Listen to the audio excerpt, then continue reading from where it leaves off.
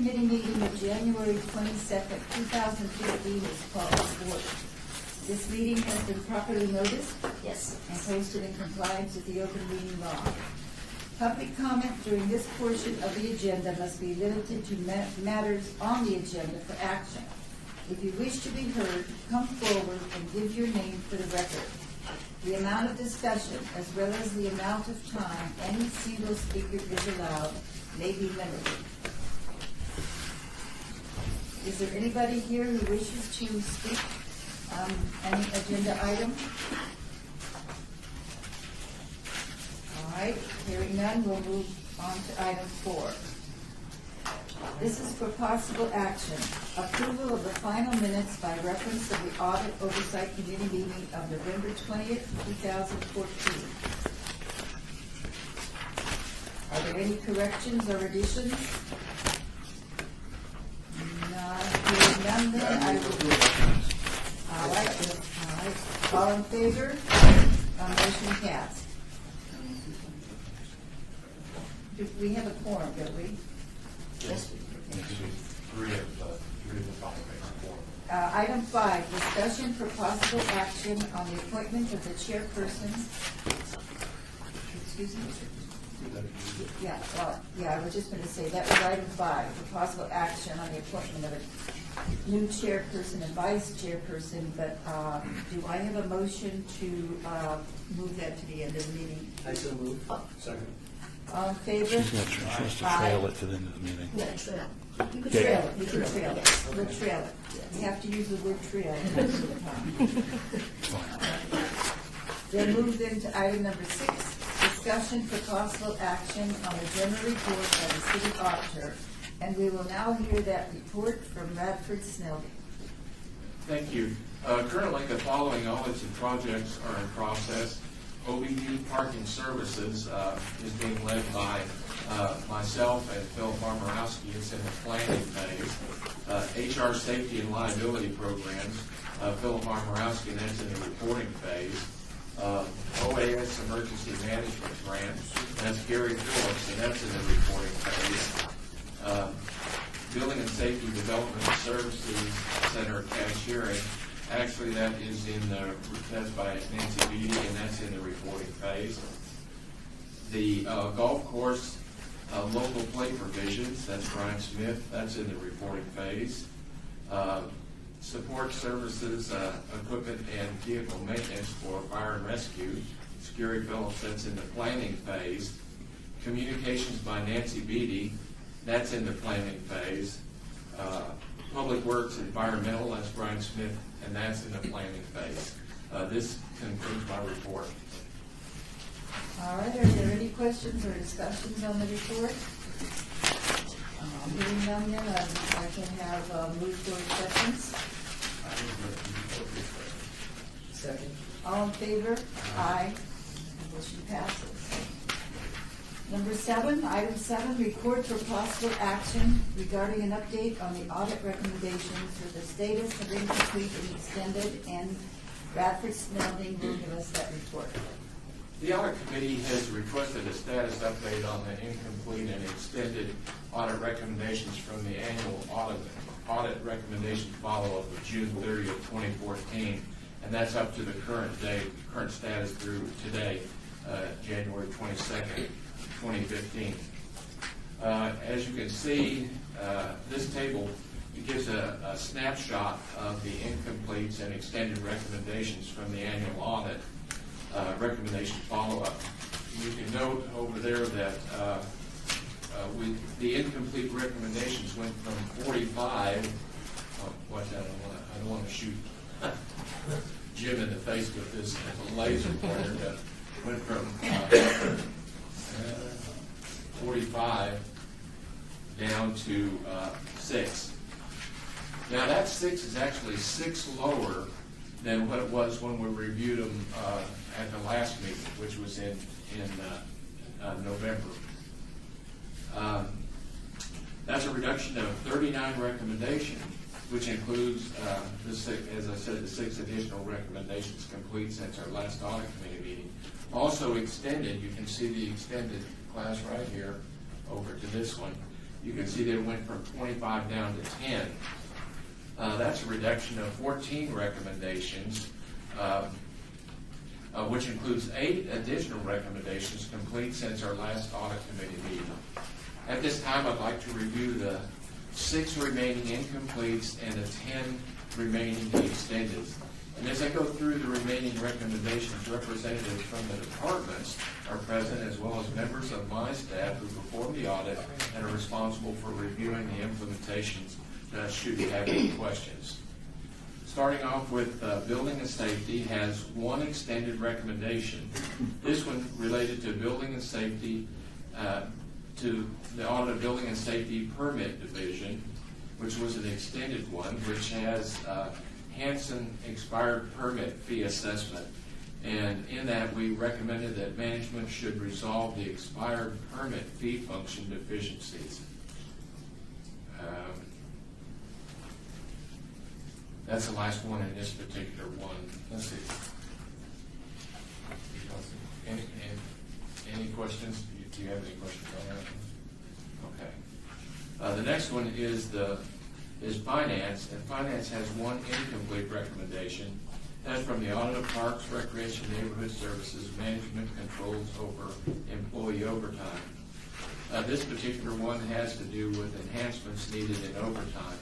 And what we recommended is that finance should implement a formalized process of routinely monitoring overtime on a citywide basis to timely identify trends, errors, and irregularities. And what happened there that it's taken so long? Vanetta Appley, our Director of Finance. What we've been doing is we've been coming up with a report, and we do have a report format now that shows each department.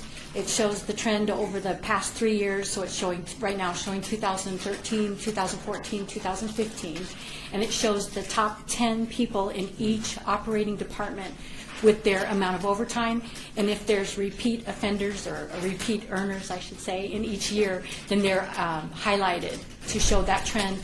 And then that report, we just started distributing that to senior staff, to, the directors and the managers, and asking them to do the review. So I believe the report is there. The outstanding item that we're working with internal audit on is actually the desk procedures to make sure that on a continuing basis how the report is pulled consistently, who's reviewing it, and all of that. So I think we've made great strides, and we just have the desk procedures that we still have to finalize on that. So you think you've come up with a plan, and you've put it into operation, but you just want to see if it does what you want it to do before you go and get final report. Correct. Thank you. Any questions or comments? Where do we stand on this audit? Part of this was, I know it was in sort of the regular cycle, but then it came up that there was an abuse of overtime or mishandling. I'm not quite sure the characterization of the overtime by a parks employee approved by a superior. And I understand that superior has been gone now 6 or 8 months. So what is the final conclusion of that segment of our audit of parks? Where do we stand with that? Is that an appropriate time to bring that up?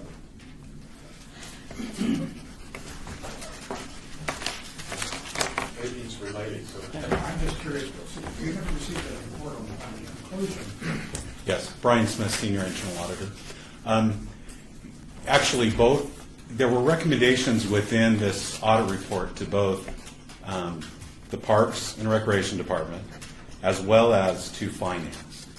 And both of the departments have done a great job over the last year in addressing these significant issues.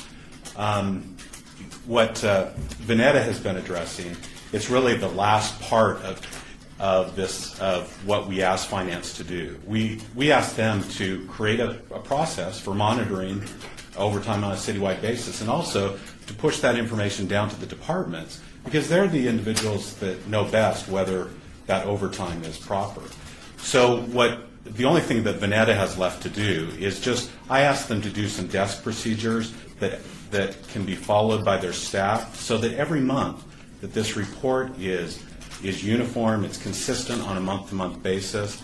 And also, as you know, in the city, we've had a lot of people retire lately that have a lot of knowledge about how things are done. And with any audit, we encourage the departments to document their procedures so that if there is turnover, that process is taken care of. Now, so far as the Parks Department, they also have gone to great strides over the last year. Just this past week, I attended a training session. They've trained their staff in the new overtime requirements. They've also implemented a new process for the approval of overtime. And they've created a new overtime approval form. It's also less cumbersome. They're not using as much paper. They're using the email system to get approvals. They only have actually one remaining recommendation related to that audit. And it's the most significant recommendation, but essentially it was implementing this new overtime approval and monitoring process. And they have implemented it.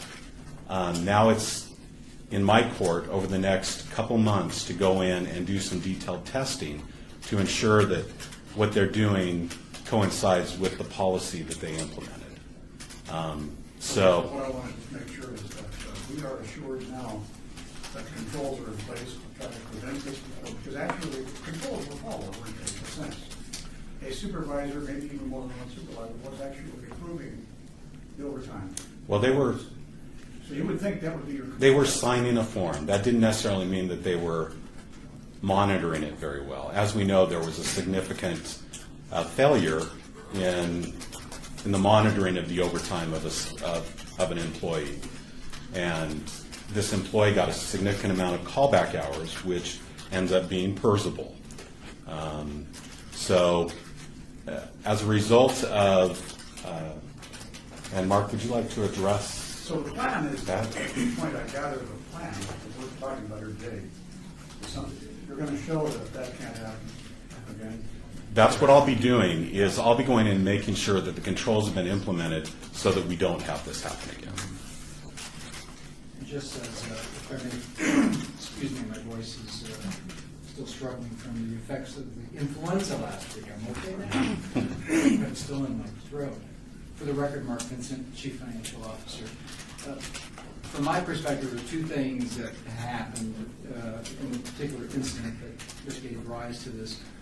One was that the management in place at the time had authorized this when the city manager's office discovered it through some reporting, actually informal reporting, but reporting nonetheless to finance. We actually thought we had taken action, and then what we discovered afterwards, management didn't take the action that we recommended. So that's the one issue that you were addressing. The other issue, which I'm not even sure Brian is aware of this because we probably didn't pass it along to him, is that there are a series of correspondence with that occurs.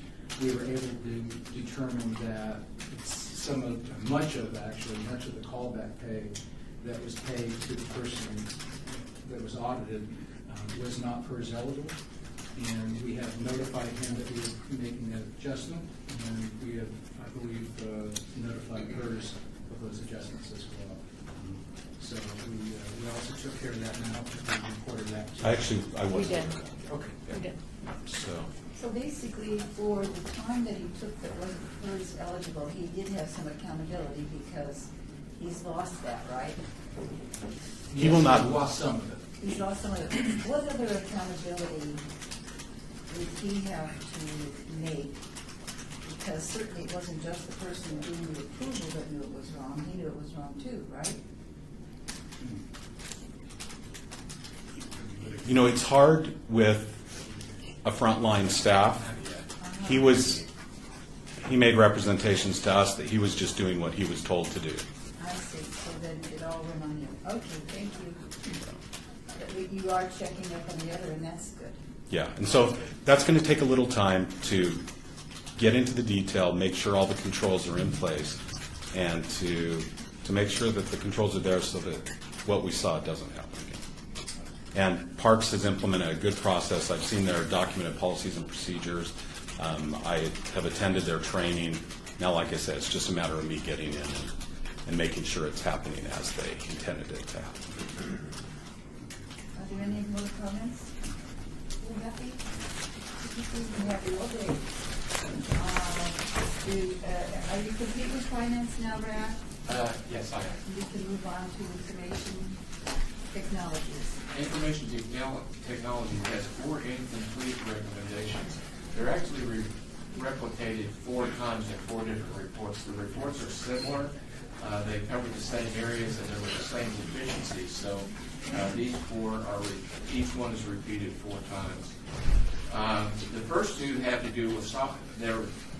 We used we looked at the 4 audits, and the one that I chose to illustrate with is the software audit of the Office of the City Clerk.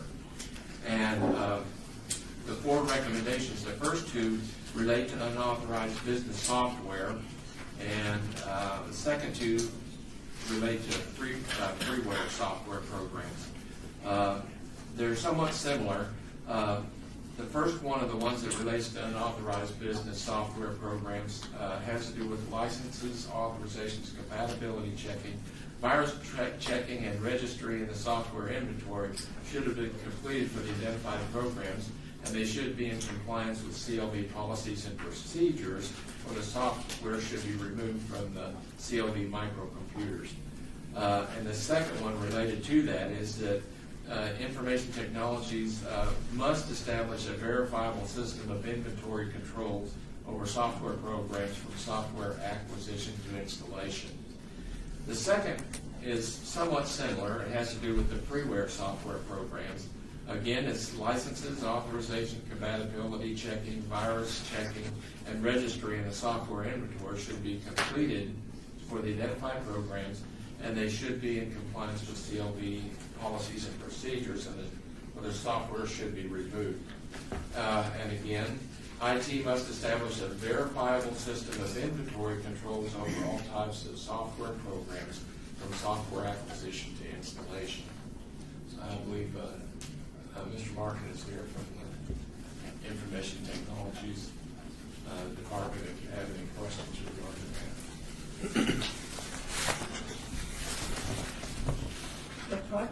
Steve Martin with the City of Las Vegas Information Technology. So as the city auditor detailed, we had 2 phases to this. One was remediation of the affected computers, and that was implemented and completed last year.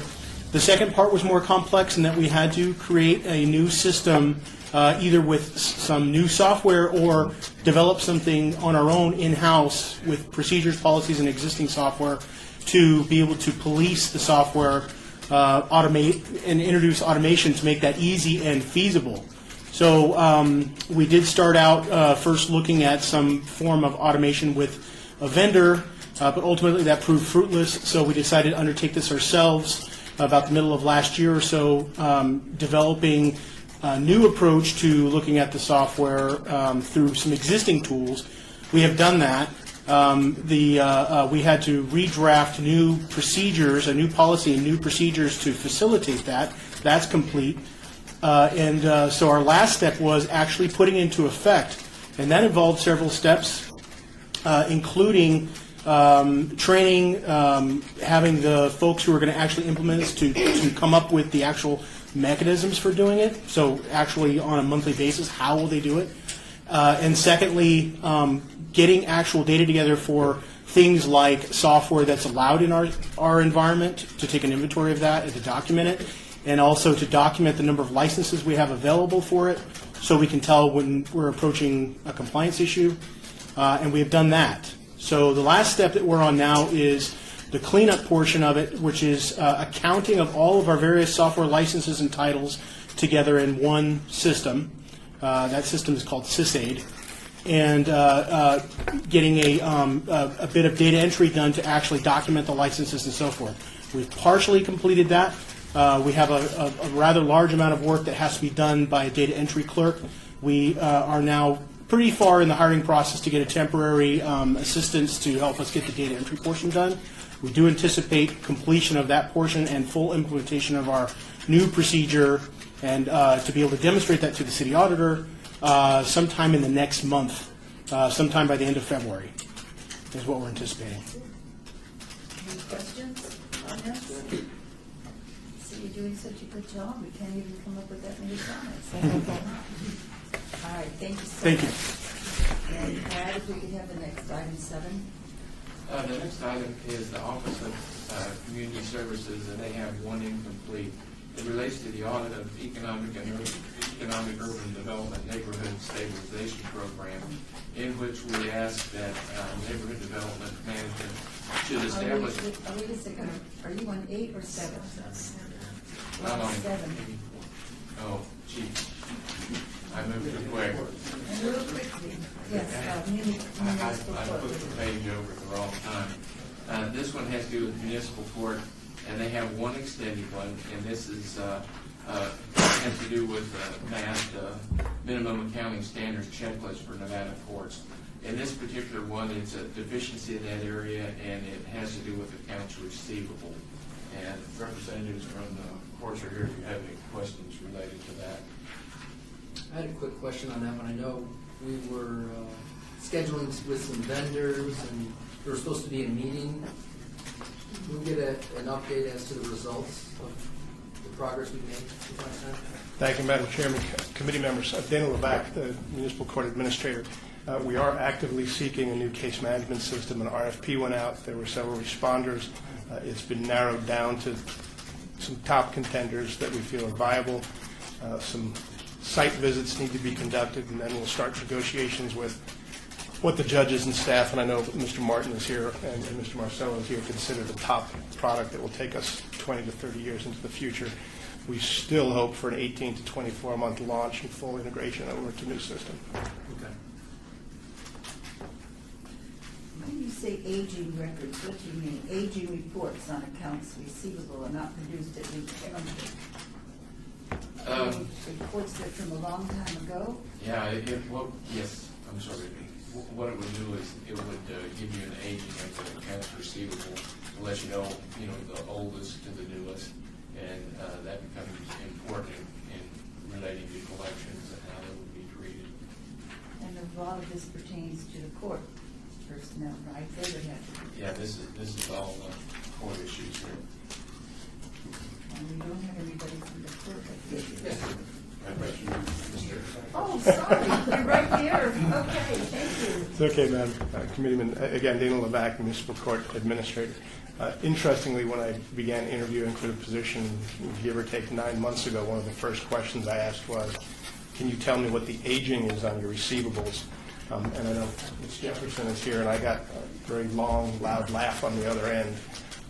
And unlike most collection processes where you can tell aging of your receivables by 30 days, 60, 90, and so forth, the current case management system, every time somebody were to make a payment, wipes out the original debt aging date and starts a new counting. So there's really no viable means of actually aging how old money is that's been owed to the court, and that's a significant problem within the case management system.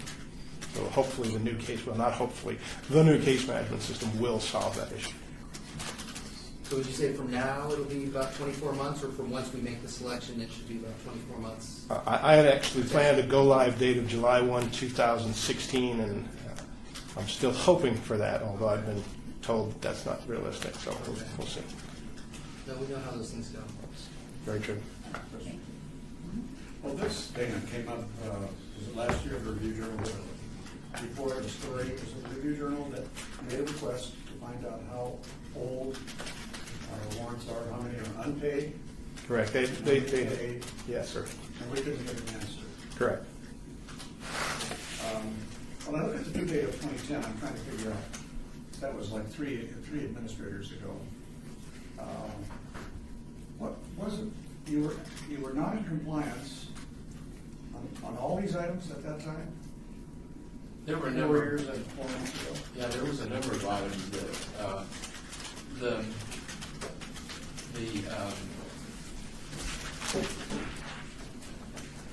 minimum accounting standards are very extensive. They're prepared by the Nevada courts, and there were a lot of them that at that particular time that we were deficient in, and they worked through most of them. And is kind of a problematic thing. You can see that also the reason that this is extended is because this is something that we're still waiting on the solution that is going to be done. That's going to be in IT. It's an IT solution that we're waiting on. There was a number of them. Most of them are cleared.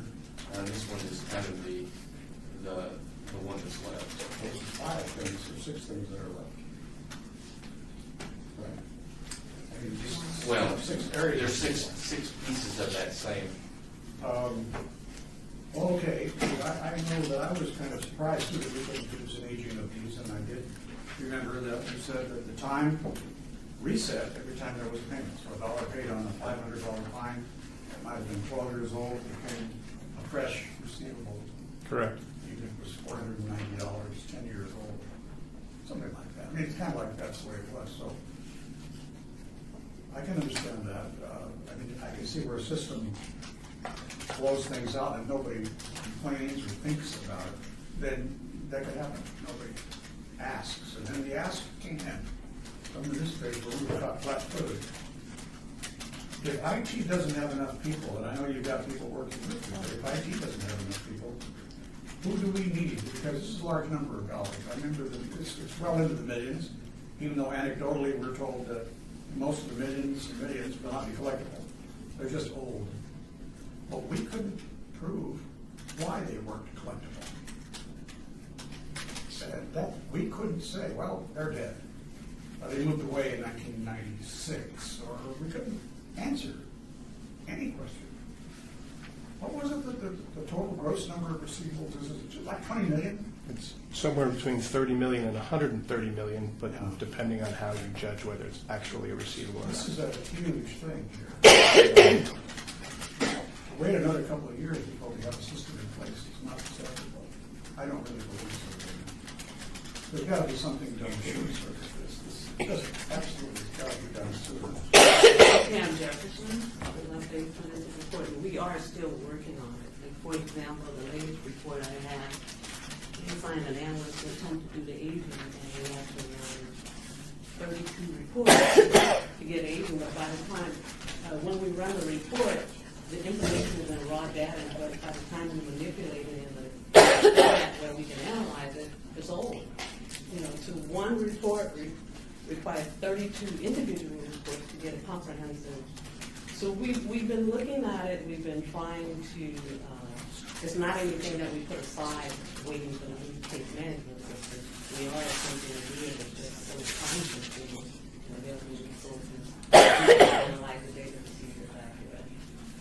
The public thinks that we have millions and millions out there. They can't wait to turn those contracted debt collectors. Okay. I know, practically speaking, most of that's not collectible. The vast majority is probably not collectible. But I can't prove it.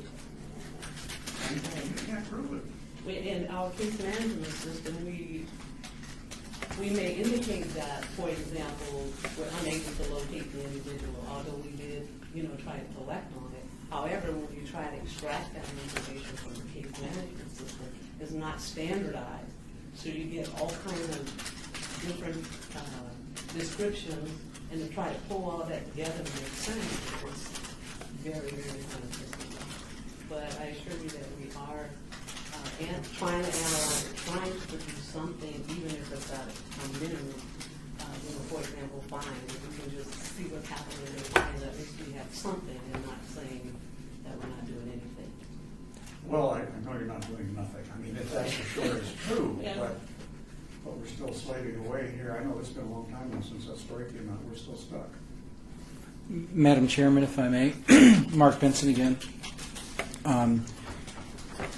Part of the issue that we have is the software system we have in place today is not an off-the-shelf system. It's a customized system. It's really not fixable for us at this point. So we are looking at seeking a new solution, and the implementation will be done primarily by outside professionals, so it's not an issue of resource in terms of do we have enough IT staff. It's just the nature of the complexity of the project and how long it's going to have to be scheduled out. So we're doing about everything we could possibly do in terms of shooting resources at it. But the first step is to make sure we pick the right solution for the court. Shooting resources, though, could be, Madam Chair, could be a solution, because you know, maybe a manual even solution. There are probably names on that list that are live people, maybe they're lawyers in the courthouse, maybe they're council members, who knows who it is. But there are going to be names that everybody knows, and they're active and they're alive. Did we make that public? Is it public record? On what, sir? The list of people who have not paid warrants. Yes, we did. Warrants are public. Where is it? We implemented the warrant hotline, so you can go online and do everyone who's the warrant status, and then you get tips on it and you follow up on it. Are you allowed to download that? Does our website allow a person to download the entire list of delinquents? I don't think so. Yeah, I'm I not sure on that. don't know the answer to that. In the council, if we ask for a list of all of those people who were delinquent, would we be able to get on a list? It could be printed into a very, very, very long, multi-hundred-page document for you, yes. Yeah. Well, if it's available, then I think we should have it. And if it adds up to 30 million or 100 million, I think we should know about it. I think we should have it. I think it may take 500 pages. I do not know. But I don't care either. I think we ought to have it. So just to prove that you can show the council that you can produce the list. That's very important. I know the courts try to do their best when you don't have enough resources. And you're living with systems that sometimes are dictated down from the Supreme Court and the associated justices and the other members of the municipal and district courts that are comprising the court system. And so apparently, even though you might meet the minimum accounting standards of the court system, it isn't really a very good minimum. And it's not your fault. You came into this job just 6 months ago. Still, I think we've got to admit our embarrassment. I agree, and I can assure you, Councilman, that we are pursuing everything. We are now tied in, or about to be tied into the death register. So whenever somebody is logged and registered dead, we cross-reference them back to the database, and we'll be able to do those kind of things. So we're constantly looking ways to do as much as we can with the existing database. The difficulty is in the allocation of resources. We can throw a lot of energy to fix part of a problem, which isn't going to fix the whole problem, or do the best we can with what we've got and work towards a much better, stronger solution that will last us for many, many years to come. Where is the outline of that solution that you intended to want to go to bid on? It's contained in the RFP process that we went through with procurement and finance. Well, I have a request. I'd like to see that list. Okay. And thank you, Madam Chair.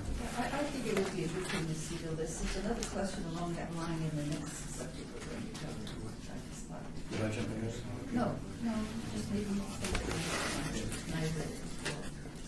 And I would also throw in some advice that I've learned over the years is try not to customize this new system too much. Let's be out of the box as much as possible. Right. We've learned from that mistake, right? Absolutely. Any more comments? Then we'll move to item number 8, Office of Community Services. Thank you very much for having us understand.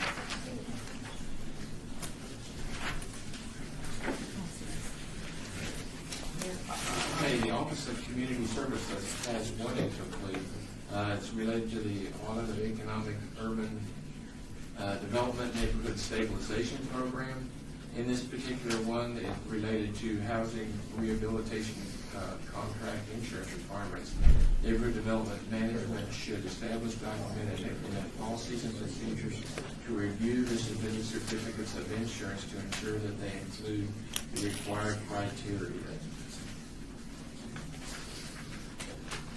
I think at the last meeting we were supposed to, we talked about getting a list and process submitted in the near future.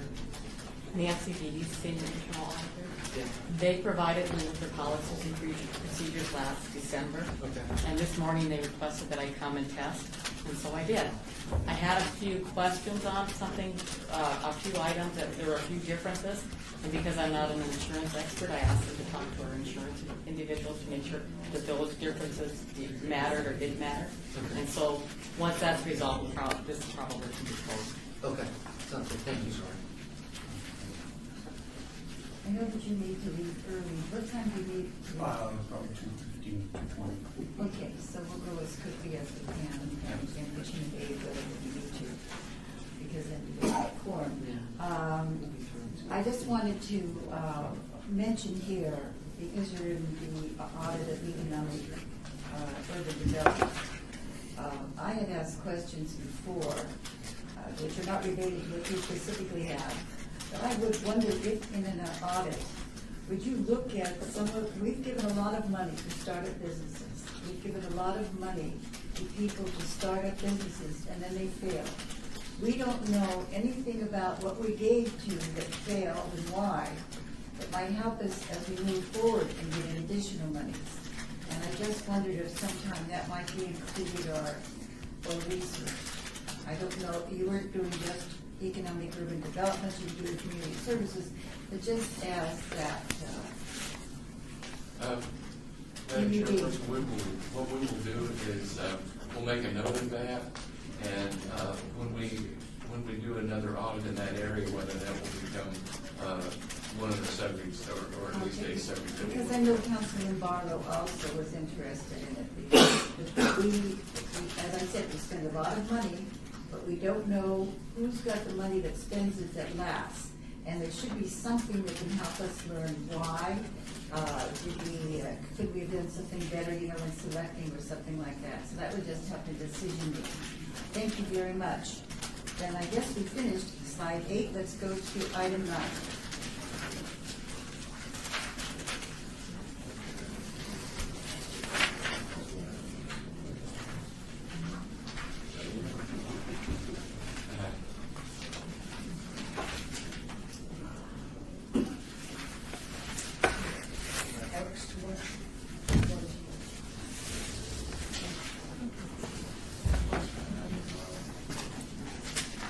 Operations and maintenance. Oh, yes, I remember. Operations and maintenance, thank you. Operations and maintenance has 5 extended recommendations, and those are related to the audit of field operations, fueling, access, and monitoring. 2 of them have to do with fuel transaction monitoring. 1 has to do with the key fob use and oversight. 1 has to do with policies and procedures related to address some specific issues, and then the last one has to do with the standard operating procedures, which is to document a desk procedure. If you remember last time we talked about this one, then Mr. Walker was here and he told us that he intended to have is completed by the end of this fiscal year or so. I believe he's here and may have some additional comments. Jerry Walker, Deputy Director of Operations and Maintenance. As we discussed last time, we had to buy two new software programs. We bought off-the-shelf programs specific for the application intended. So we bought a fleet management software, and separate issue, but the program we were using for the fleet management really didn't apply, and so we wanted to merge these 2 issues together of fuel oversight along with life cycle asset costing on the vehicles. And so we had the product we wanted. It was extremely cheap for an off-the-shelf product. It's $80K for, a standard, well-recognized fleet program. The fuel software program, the one we had, was crashing. We were losing fueling. The data was not trustworthy. We were spending tens and 20s. We were spending a quarter of an FTE correcting data on an annual basis. So we got a new fuel software program. That proved a little more difficult to locate. All the vendors wanted to sell us special control units on the cars, which would read the mileage automatically, and that's just a fine idea, but it's $300 a unit, and we have 1,200 units, and so we didn't want to buy that. We eventually found a fuel software vendor that would sell us the fuel software. We implemented that about 9 months ago, We've had an unexpectedly large amount of problems with that program in terms of user change to the new process, and specifically, you now have to enter an accurate odometer reading. And so that's been a difficult concept to push through. We had a little bit of a loophole in our software. We got about 6-7 months worth of bad data before we closed it. And so now we're going to have to go back and go through that data, correct all problem data, and then once we have the fuel data, we're going to dump it into the fleet software, so I'm working off one database. And then we're going to code our programs to provide for what Brian's asked for, which is fuel reporting.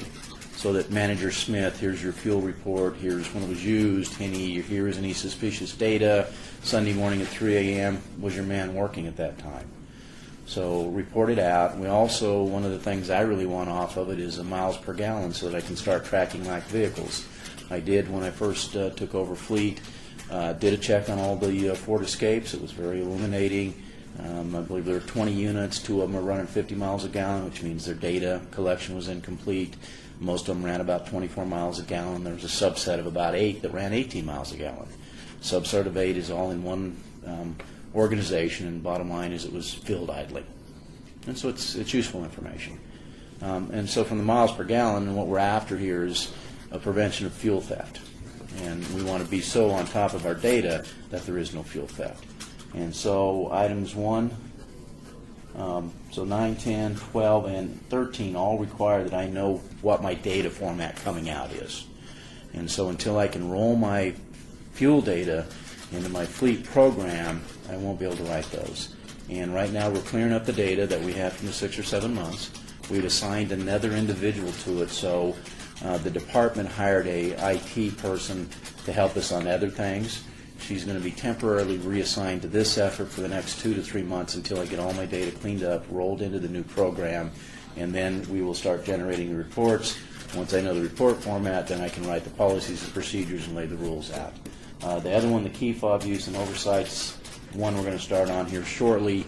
That has to do with using fuel for small equipment, which doesn't have a number, and so there's probably our most open avenue for theft is if I'm filling up 5-gallon gas tanks, how do I know where it all went? But we're making progress. We're just having a little more trouble getting the fuel program implemented than we expected. We will apply another one-person resource to it in an effort to meet our target goal of being done by the end of the fiscal year. This is a hard one to do. When we're done, it's certainly worth the effort. Thank you. I'm sorry. On the item, multiple fueling transactions within a period of the same vehicle says a lot, or doesn't. Depends on what was found. How many fuel docks are there? How many places are there where people can fuel? Well, we have the West Service Center, East Service Center, Fire Station 1, Satellite Yard, where you can get gasoline and diesel. And then we have another, I believe, 18 fire stations where you can get diesel. And at Floyd Lamb, we have a standalone that's outside the system where you can get gasoline and diesel, so Floyd Lamb will have to be addressed separately. Are these monitored, these fueling stations? Are they accessible 24 hours a day? No, you are gated at the yards, and of course at the fire stations, those are 24/7 occupancy. Floyd Lamb is open on the weekends, but they lock the pumps up when they're not there. And same, there's also a unit at the fuel station at the Water Pollution Control Facility, and of course they're 24/7. I'm just curious what drew attention to the multiple gas transactions, the same vehicle, in a short period. What was the short period? I think that's more of what red flag causes us to stop and look, because I don't want to review every fuel transaction. What I want to do is spot check. I want staff to know when we have posted signs at the fuel stations. One of the things we did, and we had we uncovered a theft, a gasoline theft. And so one of the things we did is I posted signs at the multi-user stations, not the fire stations, but the others saying, you're subject to video surveillance, you're subject to electronic surveillance, we will prosecute, don't steal the gas. Well, yeah, that's right, but an employee could bring their private car in and fuel it at the same time. An employee can bring their private car in and fuel it. What they need before is they needed their badge and a unit number. And the odometer on the old software, there was no odometer check. And if you can just guess a fuel number and you find somebody's badges on the old fuel software, you could steal from us. You're in plain sight, but you can do it. If you're an employee willing to risk your job, you can do it. But the disincentive to it is, how much can you steal and what's your job's worth? Plus, those are open, and at the yards, there's 24/7 activity. Not a lot, but I have graveyard motor sweeper operators, I have weekend crews, and so there is some surveillance there. But that is certainly something we want to look at. The new software, you have to have the key. You have to have an employee number. And the key tells you what the unit number is. It's unit-based now rather than employee-based, which was, unfortunately, I didn't want that, but we were forced to take it. But what we have now is an odometer check. And so you need to know the odometer plus or minus 150 miles or you're not getting gas. Are these above ground or below ground tanks? They're below ground tanks with the exception of the Floyd lamp tank. How often do we measure the gas or the fuel in the tanks? The fuel in the tank has a Vita root, and a Vita root is a subsurface reading, so they don't use the old wooden sticks like they used to. And so one of the other procedures one other procedure that has to be written is a mass balance. Gas in plus gas existing minus gas out plus gas existing should equal. And so we need to still do a mass balance, so we're not, or a volumetric balance. We're not currently doing that. It's done on the Vita root. And the old sticking in the tank worked okay. You could see your level. You could also, if you put the right material on it, you could see the water. yes, and old sticking the tank, and I don't know if they still do that or not, but you have to have the Vita root now. It's not so much a measurement item as it is a spill containment item. So the Vita root checks, and it's a double-walled tank, and it checks to see if you're getting fuel in it. It also gives you the reading, and it's basically to tell you whether or not you've got a fuel leak so that you can get to it before it breaches the second liner. And so the Vita root's a mandatory item, and it provides that. But you are correct in that if we're getting the Vita root readings, and the old way you used to do it, and I worked as a gas station as a kid, is you have the wooden stick, and you know how much gas went in, and you know how much gas went out, and it should better add up. Never quite adds up, but it should add up. Over time, you do it 50 times, it should add up. Oh, it adjusted to 60 degrees. Yeah, a little bit of adjustment. Yeah.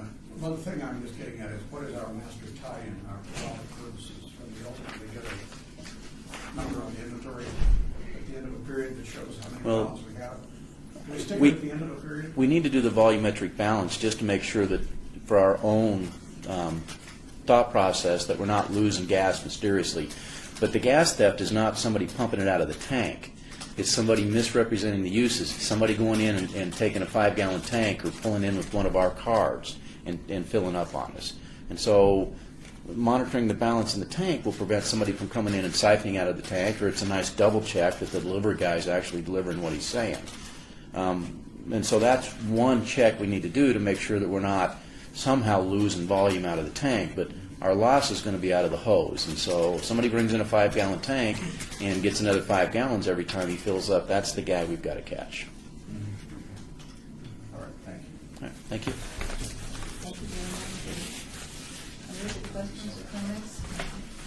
Move on to item number 10. Parks and Recreation, they have one extended. It relates to the audit of leisure services, sports field administration, inequities in the allocation of cities' sports fields. And we recommended that management should establish a more equitable method of allocating sports fields.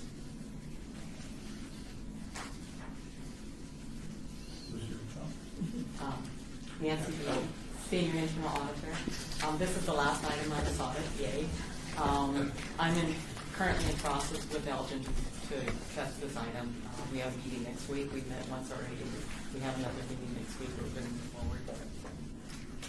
Elgin Williams, Parks and Recreation. We've implemented our procedures. Like Nancy said, she's going to come in and test us on Monday morning, and hopefully we'll get this item cleared up on that day.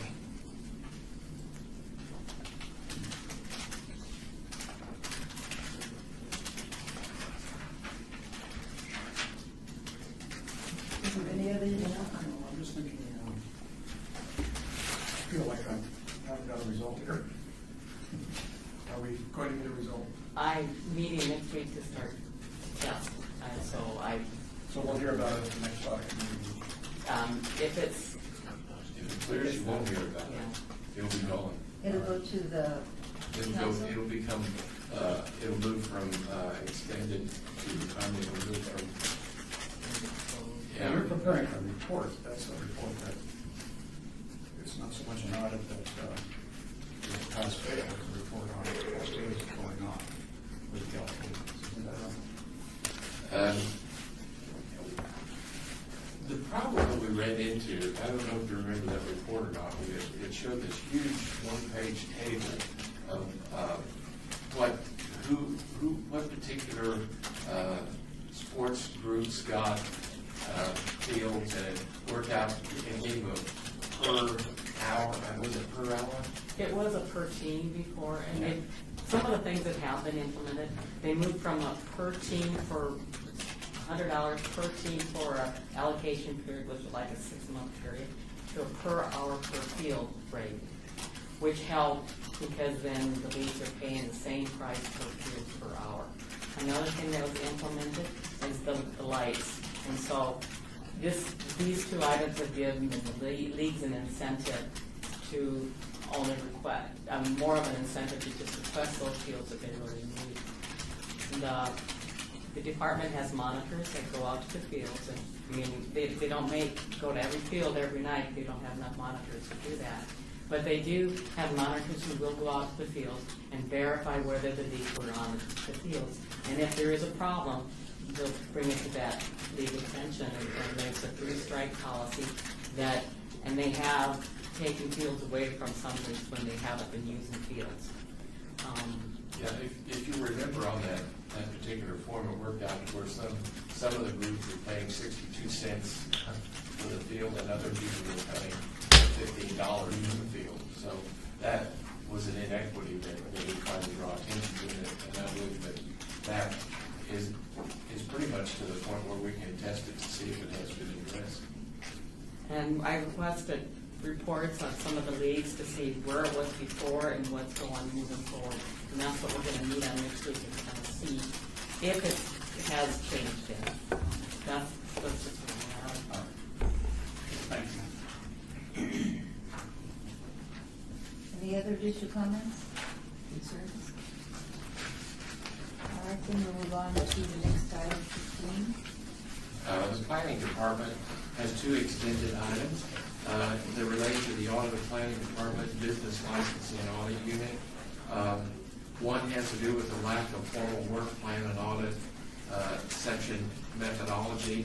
The second one is inaccurate performance measurement results. And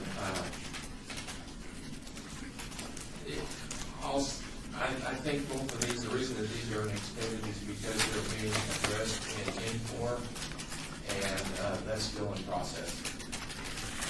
For the record, Mary McElhone, Business License Section Manager, and that is correct.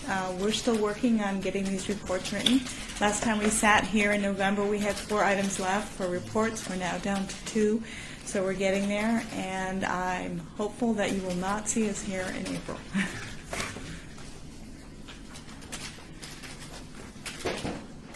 Any comments? This takes a long time to get it done, and then a long time to get it into place, and then a long time to evaluate it. It takes a while. Do you have any comments? No? Then I'd like to see if I have a motion on accepting the report. Oh, move it, but you have another perfect report. Yeah. This report, yeah, I'll second that. This report right here. So it's been moved and seconded. All in favor? Aye. Opposed? All righty, then we move We will continue to follow up on this, so you'll see at the next time we meet with what's remaining or incomplete. Did you have anything else you wanted to go? No, I think on that particular one, no. How about on slide 15? All the sides? You're on slide 12. You're on slide 12. I have to tell you, we all get mixed up here. Yeah, okay. Then discussion for possible action on audit of management oversight of fixed assets. Thank you. Nancy Beatty was the lead auditor on this audit. She'll give a report. The city auditor's office completed an audit of the management of oversight of fixed assets. The scope of the audit was limited to the review of machinery and equipment and sensitive items identified in the fixed asset policy and procedures. Fixed assets have a purchase price of $5,000 or more, life expectancy of 2 years or more, and accountable in the fixed asset database. Sensitive items have a purchase price of less than $5,000 and are expensed when purchased. The next slide shows the city's fiscal year ended June 30, 2013, after historical cost, machinery and equipment net of depreciation. Audit procedures found that enhancements are needed to the fixed asset policy and procedure to provide better guidance for department personnel. Improvements are needed for equipment and machinery management, which includes ensuring that assets are removed from the database when sold. Property tags are placed on all assets. Assets not included in the database are identified and placed in the database for monitoring purposes. And correct purchasing protocol is used to ensure that assets are identified and included in the database. Department representatives were not aware of the requirement for departments to monitor and request property tags for sensitive items. Audit procedures identified that improvements are needed in recording asset retirements to ensure that assets are removed from the database when sold, and that improvements are needed in the oversight of assets purchased with federal awards.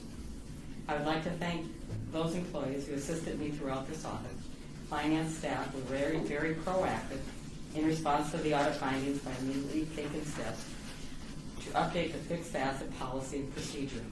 And I received the finalized adopted policies and procedures this morning, which will enable me to close recommendations 1.1 and 5.1. This concludes my briefing. I'd be happy to answer any questions you may have. And finance, personnel are also. Do we have any other questions from members of the committee? Anything anybody else wants to add from your office? We're ready for, if there aren't any questions or discussions, we're ready for a motion to accept the report. I'll move to accept the report. I'll second. All in favor? Aye. So we accept the report. And now we're going to move to, we had trail. The trail item, yes. Still, as a language specialist, I got to tell you, I don't know the difference between trail and fault, but all right, we will trail it. And the trailing is to elect the new officers, the appointments for chairperson and vice chairperson. I personally strongly feel that it's important to move these two different people on the committee because it gives everybody an opportunity for leadership. It gives everybody an opportunity to learn more about the situation. It gives them an opportunity to talk with Brad a little more too, and learn all about how he thinks. So I wonder if there's any suggestions. We didn't do the minutes, did we? We did do the minutes? We did. Okay, good. I wanted to make sure because I written that. Okay. Then I'm open for discussion or nominations for chairperson and vice chairman for the 2015 appointment. I would nominate Mr. Bob Coffin as chairperson. I don't know if there's any discussion needs to be held. You mentioned it beforehand. Are you willing to serve in that capacity? I'll accept that. I appreciate the nomination. All right, and is there any other nomination? And then we have that of vice chairman. Have we take a vote? Chair. Can we take a vote on that? I want to take a vote on that before you get to the other. Okay, so all in favor of Councilman Coffin for being chairman next year? All in favor say aye. Aye. Opposed? So he is the chairman. And now we have vice chairman recommendation. I'd also put forth the name of Craig Rosier for vice chairman. All right. Any other nominations or put forwards? And then I will ask to take a vote. All in favor of Craig being vice chairman, say aye. Aye. Any opposed? So he is now vice chairman, and we have our people for next year. Chairman Nunny, Mr. Coffin, and Craig will be your assistant. Okay? And now you take over all the rest. And if we have any other questions or discussions, anybody want to speak from the public? If no one comes forward, then I say this meeting is adjourned. I hear one last time.